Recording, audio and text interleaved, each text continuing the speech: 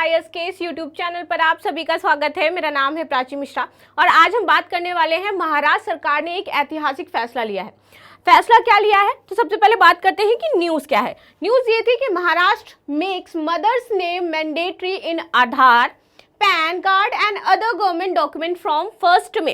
तो 1 मई से महाराष्ट्र गवर्नमेंट ने ये मैंडेटरी कर दिया है कि आपके जो भी डॉक्यूमेंट्स हैं, गवर्नमेंट हो, चाहे वो रजिस्ट्री डॉक्यूमेंट्स हो, चाहे वो पैन कार्ड हो, चाहे वो आधार कार्ड हो, चाहे प्रॉपर्टी से रिलेटेड कोई भी आपका डॉक्यूमेंट है, वहां पर मदर का नेम पहले होना चाहिए, जो कि मैंडेटरी है।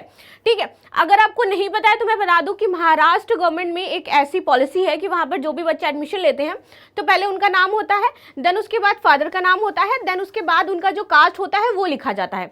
लेकिन अब क्या है, ये चेंज कर दिया गया है। अब महाराष्ट्र गवर्नमेंट ने कहा है कि सबसे पहले उस बच्चे का नाम, देन उसकी मदर का नाम, जो पहला नाम है वो लिखा जाएगा, देन उसके फादर का नाम लिखा जाएगा और देन उनका जो कास्ट है वो मेंशन किया जाएगा, यानी जो सरनेम है वो मेंशन किया जाएगा। ऑफ कोर्स ये अपने आप में क्या है, ऐतिहासिक फैसला है। आपको बता दूं कि हाल ही में अभी कल ही दिल्ली हाईकोर्ट ने एक निर्णय दिया, क्योंकि वहां पे शैक्षणिक प्रमाण पत्र से रिलेटेड एक LLB की स्टूडेंट थी, वो हाईकोर्ट गई और हाईकोर्ट में उन्होंने कहा कि उनको जो मार्कशीट मिली है उसमें उनकी मदर का नाम मेंशन नहीं है। इस पर दिल्ली हाई कोर्ट ने कहा कि यह एक सामाजिक मुद्दा है। इसको देखते हुए तो उन्होंने बोला, यूनिवर्सिटी को ये ऑर्डर दिए कि आप जो है इनका प्रमाण पत्र 15 दिन के अंदर, उनका जो सर्टिफिकेट है वो 15 दिन के अंदर दोबारा से उन्हें बना करके दीजिए। एक्चुअली ये उनकी डिग्री थी, तो उनकी डिग्री जो है उसको दोबारा से आप 15 दिन में बना करके ठीक करके दीजिए, जिसमें उनकी मदर का नाम मेंशन हो। और इसी के जस्ट एक दिन बाद महाराष्ट्र ने ये फैसला सुनाया।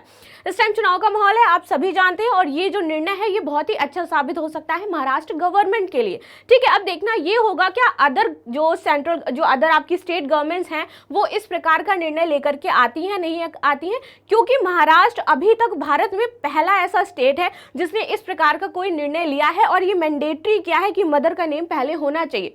अब इससे समाज पर क्या प्रभाव पड़ेगा, क्या महिलाओं की स्थिति का इससे लेना देना है, तो देखिए इंपॉर्टेंट क्यों हो जाता है, क्योंकि यहाँ पे देखोगे कि महिलाओं की स्थिति में यहाँ पर सुधार होगा, महिलाओं को समाज में समावेशिता मिलेगी, यानी कि समानता मिलेगी, और महिलाओं की जो अब एक स्थिति है, जो महिलाओं को एक पहचान नहीं मिल पाती है समाज में उस लेवल की, तो यहाँ पर ये जो स्टेप है महिलाओं को एक अच्छी पहचान दिलाने में सहायक सिद्ध हो सकता है।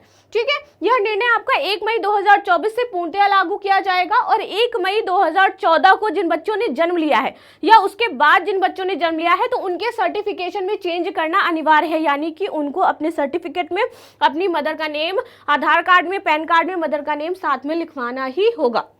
ठीक है, इसके तहत आवेदक का पहला नाम, माँ का नाम, देन पिता और देन उसका कास्ट लिखा जाएगा। अच्छा, बात की जाए विवाहित महिलाओं की, क्या विवाहित महिलाएं अपनी मदर का नेम देन अपने पति का नेम ऐसे लिखवाएंगी? तो ऐसा बिल्कुल भी नहीं है। जैसे पहले सिस्टम चल रहा था कि विवाहित महिलाएं उनके पति का नाम एंड देन उसके बाद आप उनकी जो भी कास्ट है या फिर उनका जो सरनेम है वो मेंशन वहां पर किया जाएगा। ठीक है, आगे बात कर लेते हैं। आवेदक को जन्म प्रमाण पत्र जो उसका है, स्कूल दस्तावेज, संपत्ति दस्तावेज, आधार कार्ड, पैन कार्ड इत्यादि जितने भी सरकारी दस्तावेज हैं उनको नए प्रारूप से बनवाना पड़ेगा, ऐसा महाराष्ट्र गवर्नमेंट का कहना है। महाराष्ट्र का जो सार्वजनिक स्वास्थ्य विभाग है उसने बात करी सेंटर से और ये कहा कि क्या जन्म प्रमाण पत्र और जो मातृ प्रमाण पत्र है वहां पर भी मदर का नेम लिखना मैंडेटरी है। तो इस पर अभी बात की जा रही है। महाराष्ट्र गवर्नमेंट ने यहाँ पर अभी ये नहीं कहा है कि इन दोनों सर्टिफिकेट्स में भी मदर का नाम लिखना अनिवार्य है। अच्छा, कहाँ पर मदर का नाम लिखना अनिवार्य नहीं है? तो जो बच्चे अनाथ हैं, मदर फादर है ही नहीं उनके, तो उनकी सर्टिफिकेट्स या उनके किसी भी गवर्नमेंट डॉक्यूमेंट पे ये मान्य नहीं होगा, ना ही उनको लिखने के लिए कोई ज़रूरत है। ठीक है, महाराष्ट्र के मुख्यमंत्री एकनाथ शिंदे ने जैसे ही उन्होंने यह निर्णय सुनाया तो सबसे पहले उन्होंने अपनी नेम प्लेट में चेंजमेंट किया।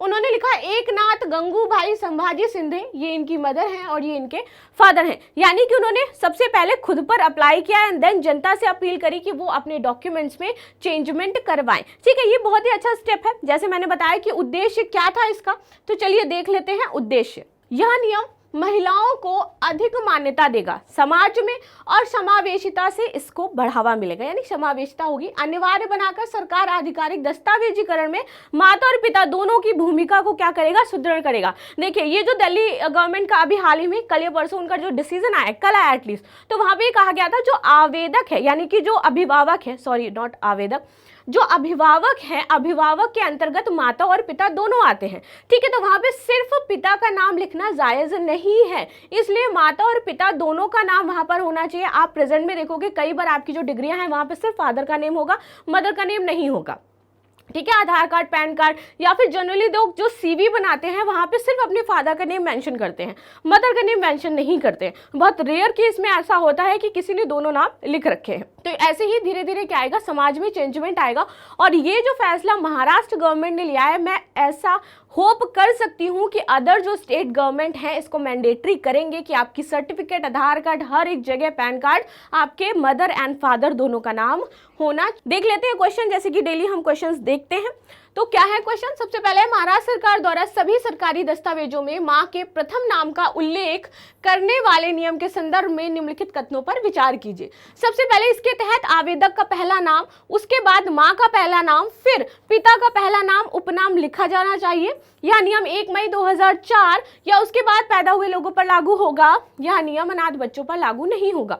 कथन में कौन सा सही है, केवल एक और 3, 1 और 3 या फिर 1 और 2 या फिर 1, 2, 3, ठीक है। तो इसका आंसर मुझे कमेंट बॉक्स में अवश्य दीजिएगा। आप लोग कमेंट्स करते हो, आंसर देते हो, मुझे बहुत अच्छा लगता है पढ़ करके। And thank you so much कि आप में से बहुत बच्चे ऐसा कहते हैं, मैम आप अच्छा एक्सप्लेन करती हैं, अधिक आपने जो जानकारी दी हमारे लिए बहुत ही ज़्यादा उपयोगी रही है।